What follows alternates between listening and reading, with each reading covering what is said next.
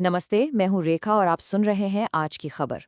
एक sitting chief minister पर उनके ही घर में हमला हो जाता है, वो भी एक पब्लिक मीटिंग के दौरान। ये एक ऐसी शॉकिंग खबर है जिसने पूरे देश में हलचल मचा दी है। इस एक्सप्लेनर में हम आपसे बात करेंगे कि आखिर उस दिन हुआ क्या था और क्यों इस मामले ने इतना बड़ा पॉलिटिकल स्टॉर्म खड़ा कर दिया है। और यही वो सेंट्रल सवाल है जो आज हर कोई पूछ रहा है। एक तरफ दावा किया जा रहा है कि ये एक सोची समझी प्री प्लान्ड साजिश थी, और दूसरी तरफ इसे सिर्फ एक सिक्योरिटी फेलियर और एक छोटी सी घटना बताया जा रहा है। तो आखिर सच क्या है? चलिए इसमें डाइव इन करते हैं। इससे पहले कि हम कंट्रोवर्सी की बात करें, आइए पहले फैक्ट्स पर नजर डालते हैं। हम आखिर जानते क्या हैं कि उस दिन आखिर हुआ क्या था। ओके, तो इसको आराम से समझते हैं। 20 अगस्त को चीफ मिनिस्टर रेखा गुप्ता अपने घर पर एक रेगुलर पब्लिक हियरिंग यानी जन सुनवाई कर रही थीं। राजेश सकारिया नाम का एक शख्स आगे आया।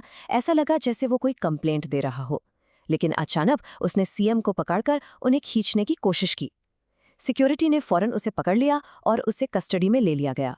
ये सब बहुत बहुत जल्दी हुआ। अब इस पूरी सिचुएशन को समझने के लिए ये जानना जरूरी है कि जन सुनवाई आखिर है क्या। देखिए, ये कोई गार्डेड पॉलिटिकल रैली नहीं है, ये एक ओपन फोरम होता है, एक ऐसी जगह जहां चीफ मिनिस्टर आम जनता से आसानी से मिल सकें। और इसी वजह से यहाँ का सिक्योरिटी डायनामिक बहुत ही कॉम्प्लेक्स हो जाता है।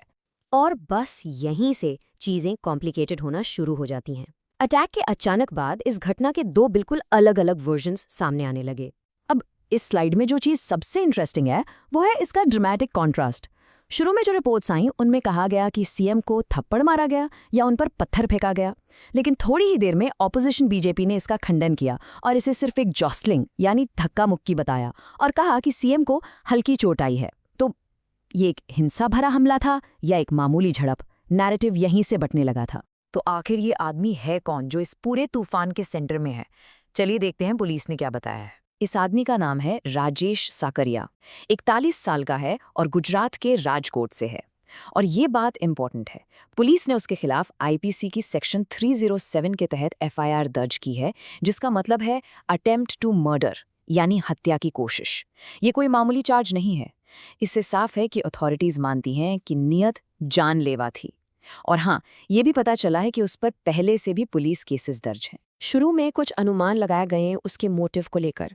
कुछ रिपोर्ट्स ने इसे स्ट्रे डॉग्स पर सुप्रीम कोर्ट के एक हालिया ऑर्डर से जोड़ा, लेकिन पुलिस सोर्सेज ने इस थ्योरी को खारिज कर दिया है।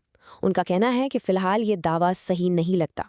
तो इसका असली मोटिव क्या था, ये अभी भी एक बड़ा अनसुलझा सवाल है। तो ऑफिशियल्स ने इस पर कैसे रिएक्ट किया?